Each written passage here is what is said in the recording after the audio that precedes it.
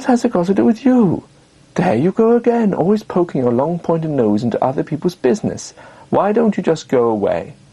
We don't want you in our house anyway, getting in the way all the time." The wise owl's wings dropped to the floor. Nigel slithered around, and the wise owl went off. The wise owl felt so sad.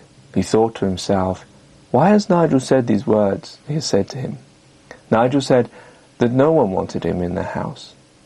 "Maybe I did interfere too much," thought Wise Owl, and he quietly, without anyone knowing, packed his bags and flew off.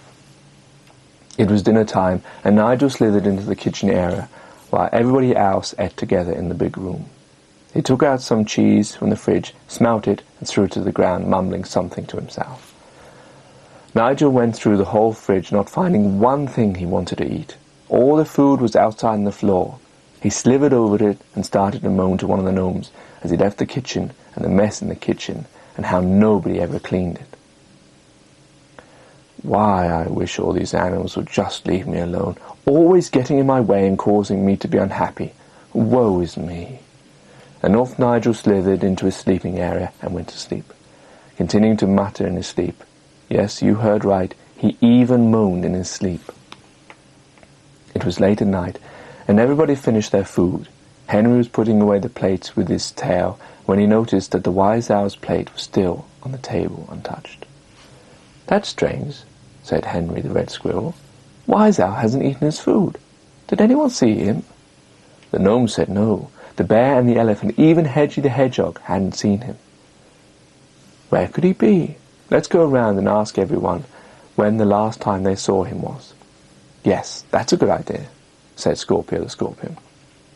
And so the animals in bunches went around asking all the other animals when they had last seen the wise owl. When Hedgie, Scorpio, and Henry got to Nigel the Snail, they heard him snoring and moaning to himself. They tried to wake him, but Nigel just coughed and turned around, so they tried again. Nigel did the same thing. "Nigel, wake up," said Scorpio. "What is it, disturbing my sleep? When did you last see Wise Owl?"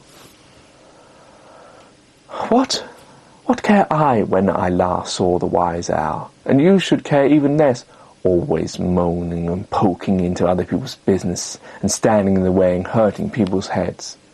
Nigel rubbed his head, which had no mark or bruise on it. "What are you talking about?" said Hedgie.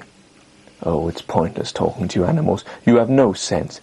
Even when I, Nigel the Snail, with my intellect and beauty speak, you still cannot understand. What is the use of it, eh?" "That's not very nice," said Henry. "We just want to know when you last saw Wise Owl," said Scorpio. "I told you before. It is not of my worry, and it shouldn't be of yours. It's good he's finally gone.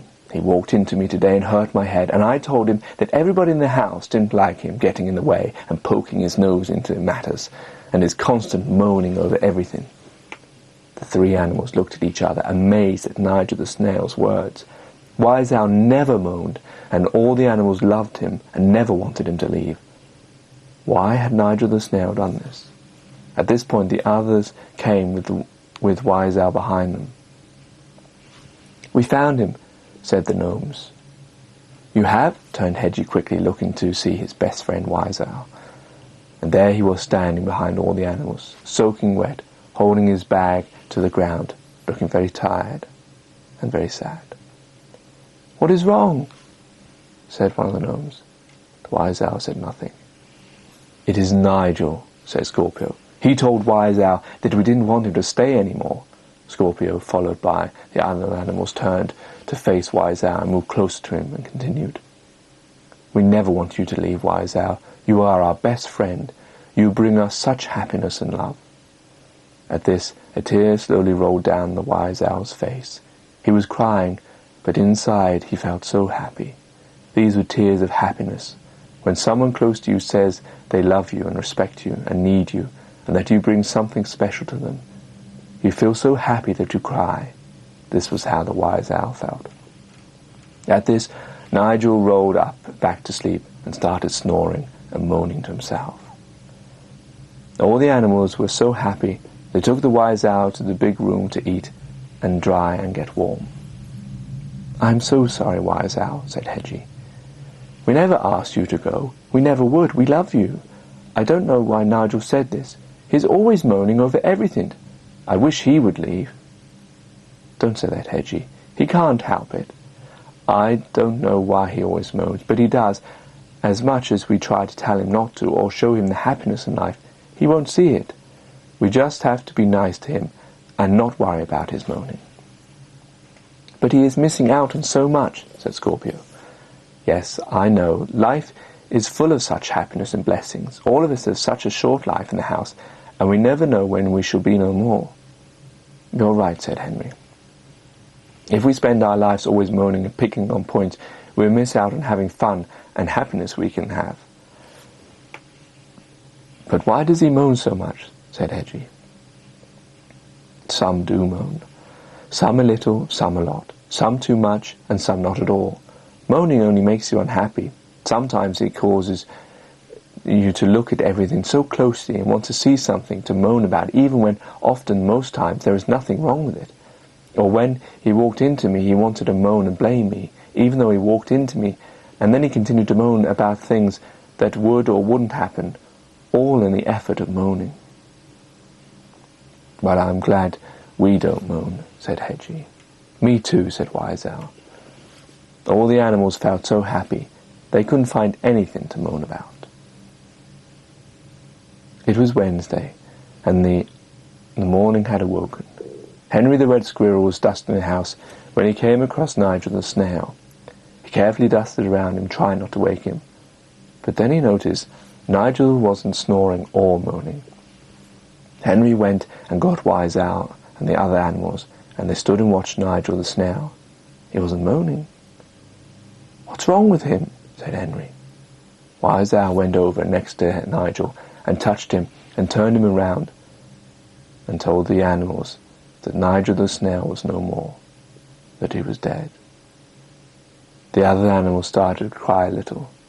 They felt sad that one of their friends, however much he moaned, had passed away and could no longer experience the fun time they had together in the house. The animals went and placed Nigel on the ground and put the ground over him where he would sleep forever. As the animals ate in the big room in the afternoon, the animals all talked about Nigel, but all they could remember was that he moaned and always felt sad that he spent all his life moaning and not enjoying his time.